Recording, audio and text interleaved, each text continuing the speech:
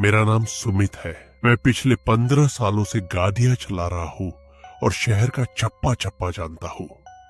मैं लगभग सभी रास्तों से गुजर चुका हूँ, लेकिन हमारे शहर के बाहरी इलाके में एक ऐसी जगह है जहां जाने से मैं हमेशा बचता हूँ।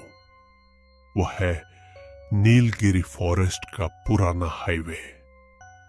करीब 5 से 6 साल पहले की बात है।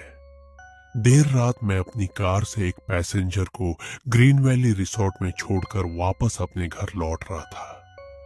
पूरा रास्ता बेहद सुनसान और घने जंगलों के बीचों बीच बना हुआ था। उस दिन हवा बहुत जोरों से चल रही थी और हल्की हल्की ठंड भी थी।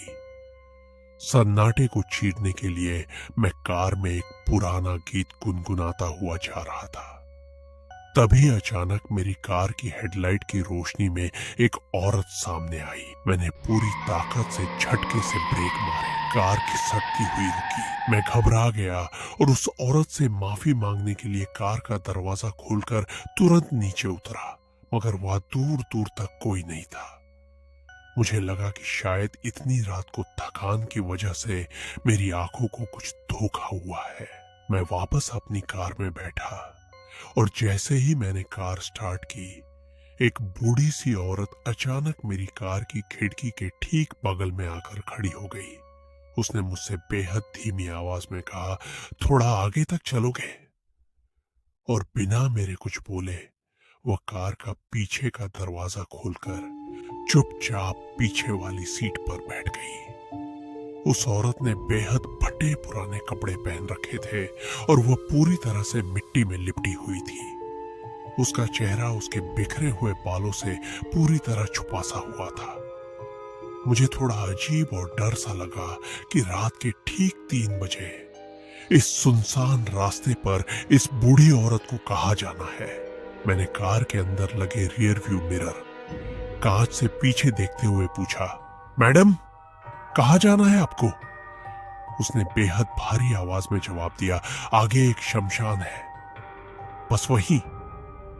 जब उसने यह कहा तो मिरर में उसकी आंखों में मुझे एक बेहद अजीब और डरावनी सी चमक दिखाई दी। तभी अचानक खिड़की से आई हवा के एक तेज झोंके से उसके बाल उड़े। उसके बालों के पीछे छुपा उसका वह गलगला सा भयानक चेहरा देखकर मेरी आंखें फटी की फटी रह गई। मेरे पूरे शरीर के रोंगटे खड़े हो गए। अब मुझे साफ समझ आ चुका था कि मेरी कार की पिछली सीट पर जो औरत बैठी है वह कोई इंसान नहीं बल्कि एक चुड़ैल है। डर के मारे मुझे कुछ सूझ नहीं रहा था। मैंने बिना कुछ बोले चुपचाप कार का एक्सीलेटर दबाया और गाड़ी को खूब तेजी से आगे भगाने लगा। लेकिन तभी अचानक मेरी कार के इंजन से एक अजीब सी खड़खड़ की आवाज आई और कार अचानक बंद पड़ गई। मेरा दिल हलक में आ गया। मैं तुरंत कार से उतरा और बिना पीछे बैठे उस डरावनी औरत से नजर मिलाए घबराहट में कार का बोनट खोलकर इंजन ठीक करने में लग गया। किसी तरह कार का तार ठीक करके मैंने जैसे ही गाड़ी दोबारा स्टार्ट की और राहत की सांस लेने के लिए पीछे वाले मिरर में देखा तो मेरे होश उड़ गए। पीछे वाली सीट पर कोई नहीं था। वह औरत गायब हो चुकी थी।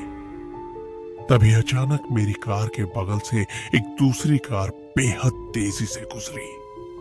जैसे ही मेरी नजर उस गुजरती हुई कार की पिछली सीट पर पड़ी, मैंने देखा कि वही बूढ़ी औरत उसमें बैठी हुई थी। मैं उस खौफनाक इलाके से जैसे तैसे गाड़ी दौड़ाकर अपने घर पहुंचा और बिना किसी से कुछ कहे सीधे जाकर सो गया।